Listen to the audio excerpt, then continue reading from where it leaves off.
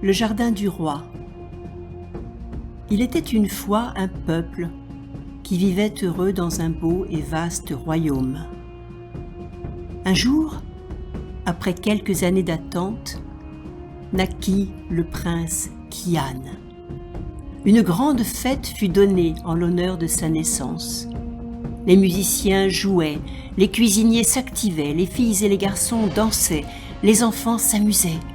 Tout le monde passait une agréable soirée. Le jeune vizir du royaume félicita le roi et la reine, puis sortit du château pour se rendre au jardin royal. Il passa alors à côté d'un individu vêtu d'une longue cape.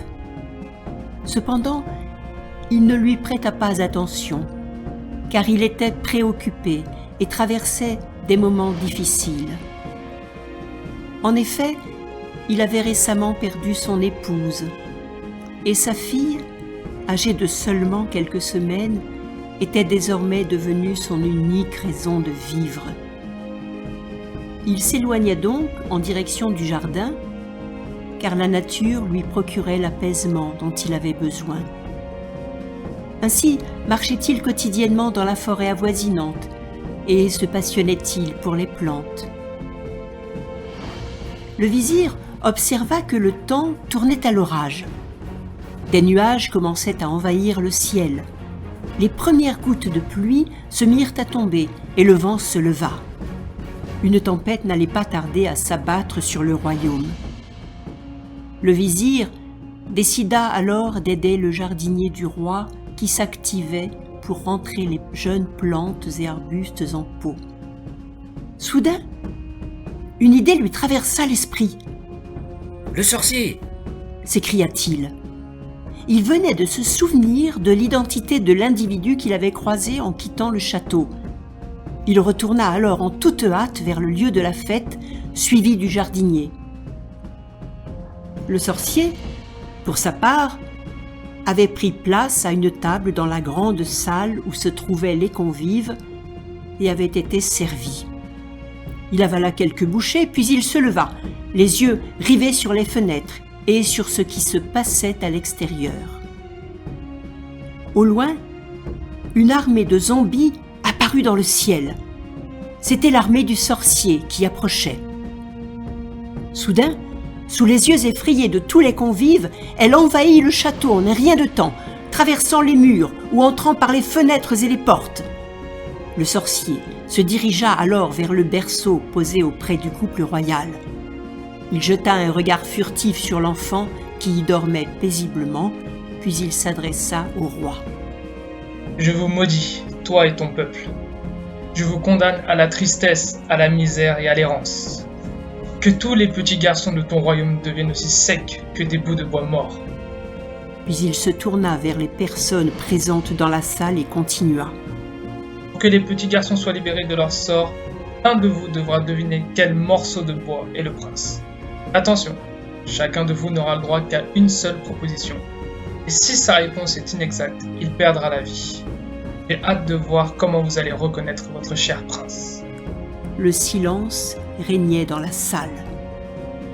Le vizir entendit les propos du sorcier depuis le seuil de la porte où il se tenait. Il se précipita pour s'emparer de l'enfant royal, mais le sorcier l'arrêta brusquement et lui fit ligoter les mains. Aussitôt, un morceau de bois apparut dans le berceau à la place du prince. Ensuite, tous les petits garçons qui jouaient dans la salle ou qui se trouvaient dans les bras de leurs parents se transformèrent en bouts de bois et tombèrent sur le sol. Le regard du sorcier se tourna alors de nouveau vers le berceau royal, d'où le morceau de bois s'éleva dans l'air pour rejoindre les autres morceaux de bois qui quittèrent peu à peu le château. Alors, le silence laissa place à la panique. Tous les convives se précipitèrent vers l'extérieur, tandis que la reine s'écroulait sans connaissance. Les bouts de bois s'entassaient devant le château, et leur nombre ne faisait que croître avec la tempête, car il en venait de tout le royaume. Le sorcier s'approcha du roi et murmura quelques mots à son oreille. Des larmes coulèrent alors sur les joues du monarque. Le vizir s'avança alors discrètement près du jardinier et lui dit : « Plante tous les morceaux de bois et prends soin de ma fille. Je te la confie. Elle s'appelle Parmis. » Le soir même, le roi et la reine furent emmenés dans la tour du château et enfermés dans une cellule étroite aux larges murs de pierre, pourvue d'une minuscule fenêtre qui donnait sur le monde extérieur. En effet, le sorcier voulait que le monarque souffre en voyant son royaume dont il était désormais privé. La porte de la cellule fut condamnée, et c'est par une minuscule ouverture que de maigres repas étaient servis au roi et à la reine. Quant au vizir, il fut jeté dans le cachot qui se trouvait au sous-sol du château. Le jardinier alla chercher la fille du vizir et l'emmena dans sa maison. Puis il planta les morceaux de bois durant des jours entiers. Sa tâche finie, il s'apprêtait à rentrer chez lui lorsqu'il repéra une petite branche posée contre le mur du château. Il la ramassa et la planta sans être certain que celle-ci soit encore vivante. Des années passèrent. Les morceaux de bois plantés par le jardinier avaient grandi. Les arbres, parmi lesquels des chênes, des hêtres, des sapins et bien d'autres espèces encore, dressaient leurs branches vers le ciel. Une immense forêt entourait désormais le château. Nombreux étaient les hommes et les femmes qui tentaient leur chance pour désigner le prince Kian, mais en vain. Leurs réponses se révélaient toujours inexactes et tous y laissaient la vie.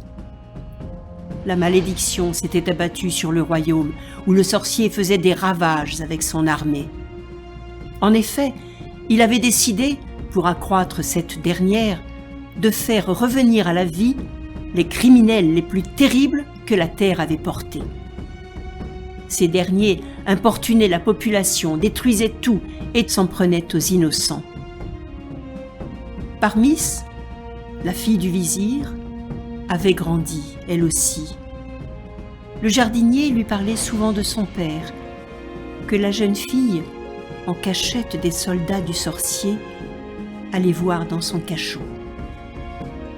Avec le temps, les murs du cachot s'étaient couverts de ses dessins d'étoiles, de plantes, ainsi que de ses écrits. Elle lui racontait tout ce qui se passait au dehors, et le vizir discutait avec sa fille. Ensuite, celle-ci regagnait la maison de ses parents adoptifs et aidait le jardinier dans ses tâches quotidiennes. Comme son père, Parmis adorait marcher dans la forêt. Un jour, un arbre planté tout près du château attira particulièrement son attention. De cet endroit, elle pouvait voir la tour dans laquelle le roi et la reine étaient retenus prisonniers.